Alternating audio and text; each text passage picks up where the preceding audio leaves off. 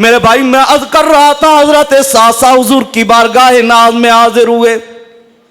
आका अलैहिस्सलातु वस्सलाम की बारगाह नाज में हाजिर होके अर्ज करने लगे, या रसूल अल्लाह सल्लल्लाहु अलैहि वसल्लम, हमने जो नेकियां इस्लाम लाने से पहले की हैं, क्या इस्लाम लाने के बाद हमें उनका कोई अजर मिलेगा या नहीं मिलेगा?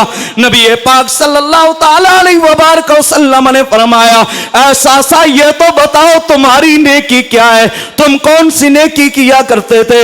हजरत सासा अर्ज करने लगे, या रसूल अल्लाह, मैंने ऊंट रखे हुए थे, एक मर्तबा मेरे 2 ऊंट गुम हो गए, मैं उनको तलाश करने के लिए निकला, अपनी बस्ती से निकलकर जंगल में गया, जंगल से निकलकर एक अगली बस्ती में पहुंचा। जिस वक्त उस बस्ती में गया, एक बुजुर्ग आदमी जानवर चरा रहा है, उन जानवरों में मैंने देखा मेरे 2 ऊंट भी हैं। मैंने उसे कहा ये 2 ऊंट मेरे हैं। वो आगे से कहने लगा ये 2 ऊंट चलते चलते चलते चलते फिरते फिरते आ गए, अगर तेरे हैं तो तू ले जा। इतने में आवाज आती है, इतने में आवाज आती है, कोई आवाज देता है, ओ बाबा जान तुम्हारे घर में विलादत हो गई है, ओ बाबा जान तुम्हारे घर में विलादत हो गई है। जिसने आके ये निदा दी, जिसने आकर ये आवाज दी, उसको वो बुजुर्ग आदमी कहता है, जाओ घर में जाके पता करके आओ बच्चा पैदा हुआ है या बच्ची पैदा हुई है। अब जिस वक्त उसने ये कहा बच्चा पैदा हुआ या बच्ची पैदा हुई, साथ ही हजरत सासा को कहने लगा, अगर मेरे घर में बच्चा आ गया खानदान की इज्जत बढ़ेगी, मैं उस बच्चे को जिंदा रखूंगा, बड़े नाज और नखरे के साथ पालूंगा, अगर बच्ची पैदा हुई तो जिंदा दरगोर कर दूंगा। हजरत सासा फरमाते हैं मेरे दिल पर बड़ा असर हुआ, मेरे दिल गोया के मेरा दिल मुंह की तरफ आने लग गया, मेरे दिल पे बड़ा असर हुआ। मैंने कहा उस मासूमा की क्या खता है, उस मासूमा ने कौन सी गलती की है? हजरत सासा फरमाते हैं अभी वो बुजुर्ग ये बात करके जिस वक्त बैठा, मैंने उसे कहा सच बताना उस बच्ची को तू जिंदा दरगोर करेगा? वो कहने लगा हाँ हाँ, बच्ची को तो मैंने नहीं छोड़ना, जिंदा दरगोर करना है। हजरत सासा फरमाने लगे, मैंने उससे कहा अगर तू चाहे ये बच्ची मुझे दे दे, मैं इस बच्ची का सौदा करने के लिए तैयार हूं। उस बुजुर्ग ने कहा अच्छा फिर ये बता बदले में तूने मुझे क्या देना है? हजरत सासा कहने लगे मैं बदले में ये जो मेरे 2 ऊंट हैं, ये 2 ऊंट मैं तुझे दे दूंगा। वो कहने लगा 2 ऊंटों से क्या बनता है? ये तीसरा ऊंट जिस पे तू सवार होके आया है, ये ऊंट भी तू मुझे देकर जाएगा, फिर मैं तुझे बच्ची दूंगा। सासा फरमाते मैंने 3 ऊंटों से दिए, या रसूल अल्लाह वो बच्ची उठा के मैं घर में ले आया, अपनी लोंडी को कहा इस बच्ची को तुमने दूध पिलाना है, इस बच्ची की तुमने परवरिश करनी है। वो मेरी लोंडी उस बच्ची को दूध पिलाती, उसकी परवरिश करती। वो बच्ची जिस वक्त हलने जुलने के काबिल हो गई, वो कभी मेरी दाढ़ी के साथ खेलती, कभी मेरे सीने के साथ लग जाती।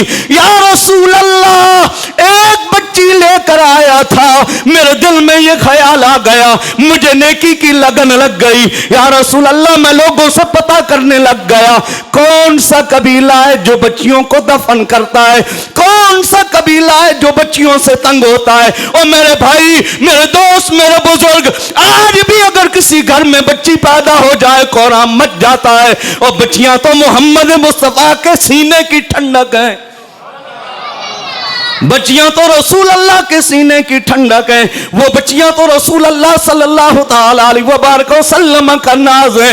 वो कहने लगा हजरत सासा हुजूर की बारगाह में अर्ज करने लगे, या रसूल अल्लाह एक बच्ची लेकर आया, मेरे दिल में नेकी की लगन पैदा हो गई। अब मैं लोगों से पता करता कौन सा कबीला है, कौन सी कौम है जो बच्चियों को जिंदा दरगोर करती है। मैं बच्चियों को लेकर अपने पास आता रहा, यहां तक कि मेरे घर में 360 बच्चियां हो गई। मेरे घर में 360 बच्चियां हो गई।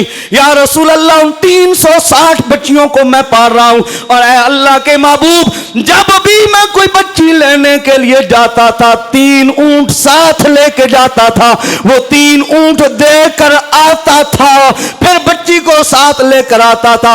या रसूल अल्लाह इन बच्चियों की परवरिश मैं किया करता हूं। या रसूल अल्लाह वो ज़माना जाहिलियत में जो हम नेकियां किया करते थे, क्या उनका हमें अजर सवाब मिलेगा कि नहीं मिलेगा? मेरे और आपके नबी ने हजरत सासा को करीब किया, करीब करके कुर्बान जाऊं सासा तेरी किस्मत पे। रसूल अल्लाह सल्लल्लाहु ताला अलैहि वसल्लम ने हजरत सासा की पेशानी पे बोसा दिया। बोसा दे के रसूल अल्लाह ने फरमाया, ऐ सासा ये अल्लाह का फजल ही है कि अल्लाह ने उन नेकियों की वजह से तुझे इस्लाम की तरफ हिदायत अता फरमाई है। और अल्लाह फरमाता है वल्लज़ी अरसला रसूलहू बिल हुदा व दीनिल हक़ लियुज़हिरहू अला दीन कुल्ले। अल्लाह ने अपने महबूब को दीन हक के साथ मबूस फरमाया है ताकि उस दीन को अल्लाह तमाम दीनों पे गालिब फरमा दे।